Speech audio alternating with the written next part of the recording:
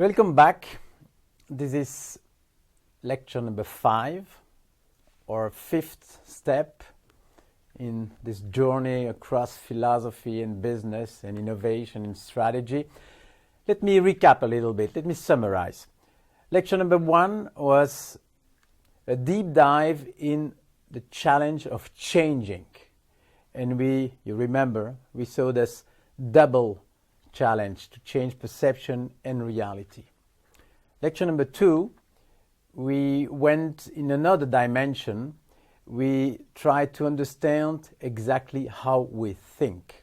Of course, it's combined with lecture number 1, because you need to think to change, you need to change to think, etc., etc.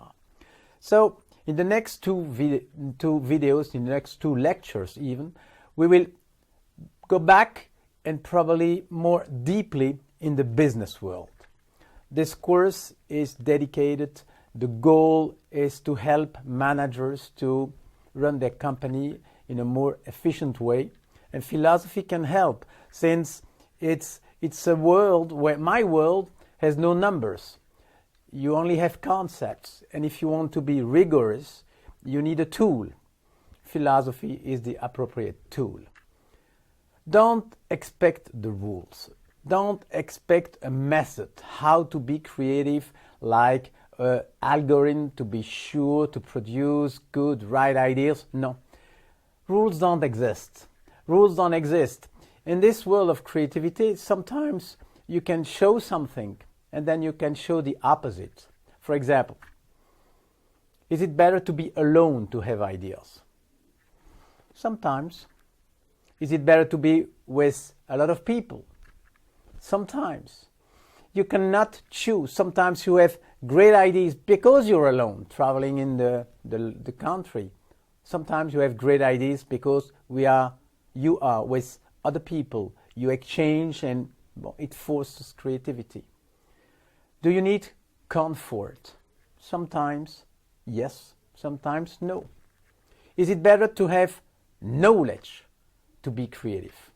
Do you need to know a lot of things? Sometimes, but sometimes it's better not to know anything.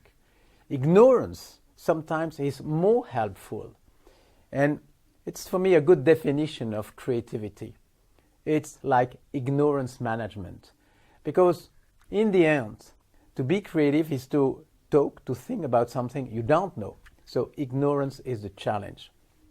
There are no rules, but there are some facts, some danger. And if we understand exactly how the brain is working, we will be better. And that's, of course, the idea of the whole course. And something is striking today. There are technologies everywhere, a lot of technology. And in a way it helps, in another way it's a danger. The danger is this, to believe the past of the present plus new technology is equal to the future. No. This leads to disappointment. And this is not new. For example, calculating machine. Before electricity, you had like a lot of systems with slide rules and abacus and a lot of systems to calculate without electricity.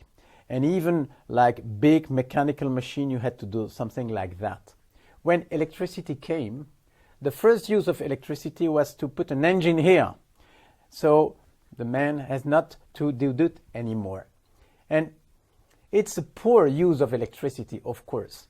If you want to be efficient with electricity in calculating, you have to get rid of this past plus technology equal future, and to put the system completely on a different thinking mode. And the question is, okay, what I'm doing here, I'm calculating. Electricity exists. How can I combine from scratch electricity with calculating? And that's how people went to, of course, to computer, etc., etc. So there are no rules, but there are like a way of thinking. That's the point. There are some facts. And if we go a little bit deeper in the business, let's emphasize one particular point. an idea has to be frozen if you want it to produce something. This is true for any kind of idea and of course for a strategy. What is a strategy? A strategy is a simplification. If you go back to the model we saw last time, a strategy is a simplification. You have to simplify the world if you want to change it. A strategy has to be frozen. Imagine a company where, I don't know, every Monday morning there is an email throughout the company, update of the strategy. Nobody can work anymore. You need really a frozen set of rules in order to grow and to develop the company. Fine. The strategy is frozen, but the world is not. The world is not. The world changes every day. So what happens? Like a gap, a growing gap between the way you see the strategy and the world. And one day you need another strategy. Of course, there is no other option. Not a single strategy is good forever. Okay, you need another strategy. A strategy is a simplification. It means it's going to be a shock. It's going to be a shock. Why? Because changing perception is never a continuous process. Changing perception is always like a step. And you only have two modes. Either you drive the process, you invent this new strategic vision, or suddenly you realize you're wrong. You're really out of the game. You suddenly realize, hey, the world is different. I'm too late. Competitors are way ahead of me. Two options only, and I named them Eureka or Caramba. Eureka, you build your next vision. Caramba, you're the victim. You must follow. You don't run yourself, your business. And that's probably the way we will talk the next two lectures. In this lecture, I will go into some exercises to emphasize exactly the Eureka and Caramba. Because one thing is interesting. On the cognitive side, Eureka and Caramba are exactly the same.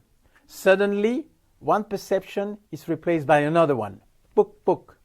So it's exactly the same here, but of course one is nice and the other one is much less nice. And we will try to see how to produce more Eureka and less Caramba. The next video within this lecture, I will talk about cognitive bias. Cognitive bias, and you have two different types of bias. Sometimes you are wrong, even if you are within a deduction process. Sometimes you are wrong in an induction process. And those are going to be the next two videos.